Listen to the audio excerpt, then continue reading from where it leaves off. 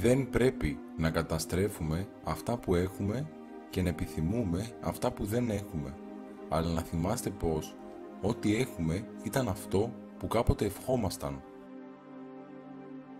Πρέπει να βρούμε με ποιον θα φάμε και θα πιούμε, πριν βρούμε τι θα φάμε και θα πιούμε. Τα όνειρα δεν έχουν θεία προέλευση ούτε δύναμη μαντική, αλλά προκαλούνται από σύμπτωση ειδόλων. Δεν έχουμε ανάγκη τη βοήθεια των φίλων μας, όσο τη βεβαιότητα για τη βοήθειά τους. Η ελευθερία είναι ο μέγιστος καρπός της αυτοκρατορίας. Στον πόνο των φίλων συμπάσχομαι όχι θρηνώντας αλλά μεριμνώντας για αυτούς. Είναι μικρός από κάθε άποψη ο άνθρωπος που έχει πολλούς και καλούς λόγους να εγκαταλείψει τη ζωή. Η φτώχεια, αν υπολογιστεί με μέτρο τον σκοπό της φύσης, είναι μεγάλος πλούτος, ενώ ο πλούτος που δεν του έχουν τεθεί όρια είναι μεγάλη φτώχεια. Αυτός που αδικεί είναι δύσκολο να ξεφύγει, αλλά να βεβαιωθεί πως θα συνεχίσει να ξεφύγει είναι αδύνατον.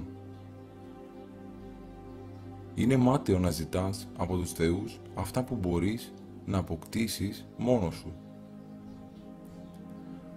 Η ανάγκη είναι κακό, αλλά δεν είναι αναγκαίο να ζούμε υποκαθεστώς ανάγκης. Οι γυναίκες χρειάζονται έναν λόγο για να κάνουν σεξ. Οι άντρες απλά χρειάζονται ένα μέρος. Θα πρέπει να απελευθερωθούμε από τις καθημερινές και δημόσιες ασχολίες που μας δεσμεύουν. Από τα αγαθά που παρέχει η σοφία για τη μακαριότητα της ζωής, στο σύνολό της το μέγιστο είναι η απόκτηση της φιλίας. Είναι αδύνατον να ζεις ευχάριστα χωρίς να ζεις σοφά, έντιμα και δίκαια, και είναι αδύνατον να ζεις σοφά, έντιμα και δίκαια χωρίς να ζεις ευχάριστα.